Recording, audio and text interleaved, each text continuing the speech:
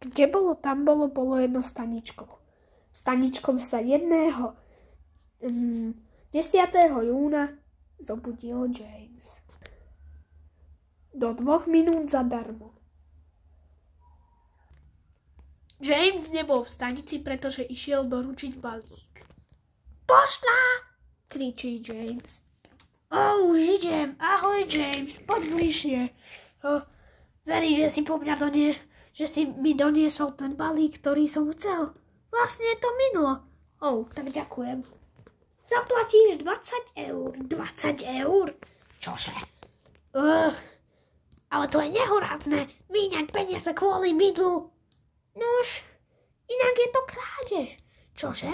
Mám platiť 20 eur? Takú drahú sumu? Ako chceš. Ale na budúce si už od teba nič neobjednám. Teda, ak sa mi to neminie. James sa čudoval. Neviem, odkiaľ to zobral, ale som rád. Povedal James. Tak odišiel. Takto to išlo celé dni. Nie. 20 eur. A ďalší. To snad nie je možné. Nie.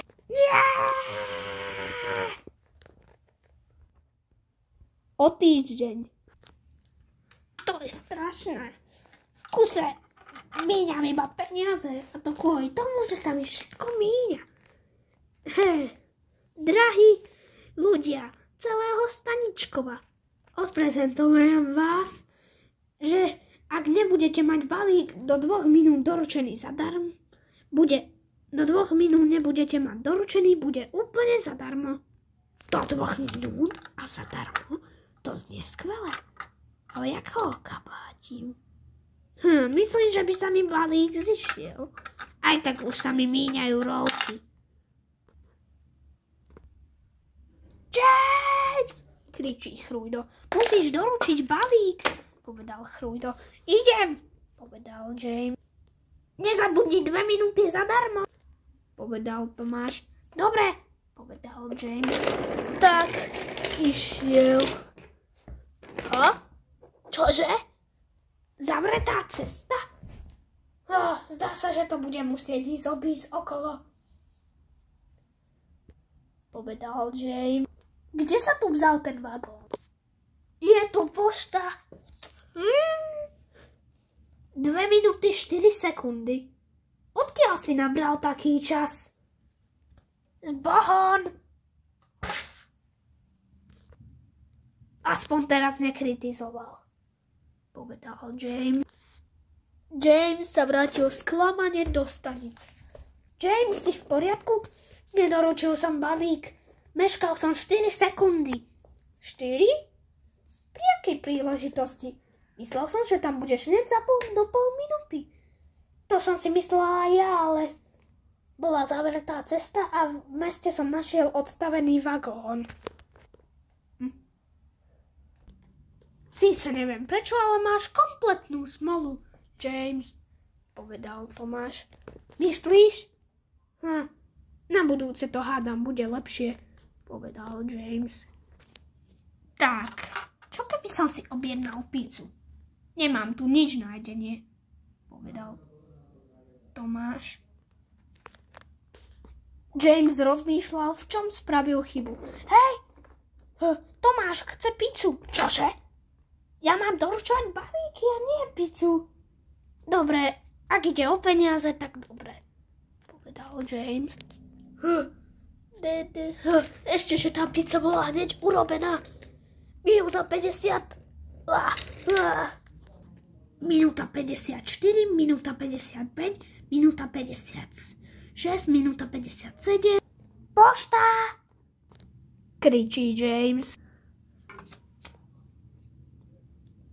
2 minúty akurát. Čo sa stane, ak doručím bez minúty? Je zadarmo. Takže 0 sekúnd. Zbohon. Toho ani nenaučili okrádať o čas. Viem, aké to je. Ale zasa som to zmeškal, povedal James. Tá pizza je dobrá. Škoda, že ten vlak nedostal peniaze. Naozaj si znova zlyhal? Áno, neviem doručiť ani jedenkrát. Bez zadarma. Som už zbytočný, povedal James. James, ďalší balík. Neboj sa, tento raz neprídeš ani o 100 neskôr. Verím ti, povedal Tomáš. Tak dobre, rýchlo chrúj, dokým vôbec ešte minúty existujú, povedal James. Išiel James.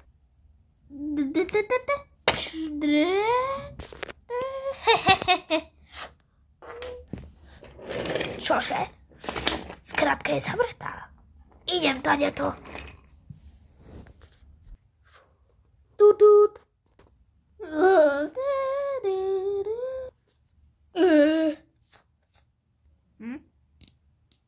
7 minút 2 sekundy. Nuž, ale taký čas si ešte nemal, zbohon. Je to zbytočné, povedal James. To vôbec nedáva zmysel. Nevieš doručiť ani tretíkrát balík? Dobre, zdávam to. Ďalší balík, dobre, Chrujdo, povedal James.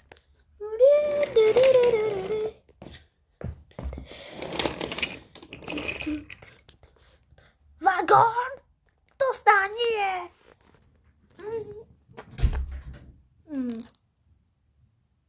6 minút, 1 sekunda. Aj tento čas je celkom hnusný. Zbon. Mne sa snáď asi sníva. Som už asi zbytočný. Prečo by si nevedel 4 razy točiť balík v rekordnom čase? A ja som zmetený. Počkaj, nehovoril si, že jemu sa nepáčilo, keď platil? Áno. Myslím, už viem, čo je príčina. Hej, kto háže? Som prichytený. Zaplatíš 80 eur za každý balík. A ešte plus ďalších 20 za to, že si vymýšľal rôzne pasce. A s tým, že potom v kuse boli zadarmo.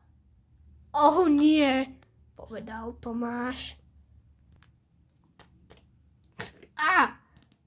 Neznášam, keď to mi berie peniaze. Nuž, James, nakoniec sa to predsa len celé vyriešilo. Teraz už nebude nastražovať žiadne pasce. Áno, to by malo vyčistiť žalúdok. Smial sa James. James bol rád, že záhadu zdarma vyriešil, ale bol najmä rád, že Tomáš dostal trest a rozprávky je koniec.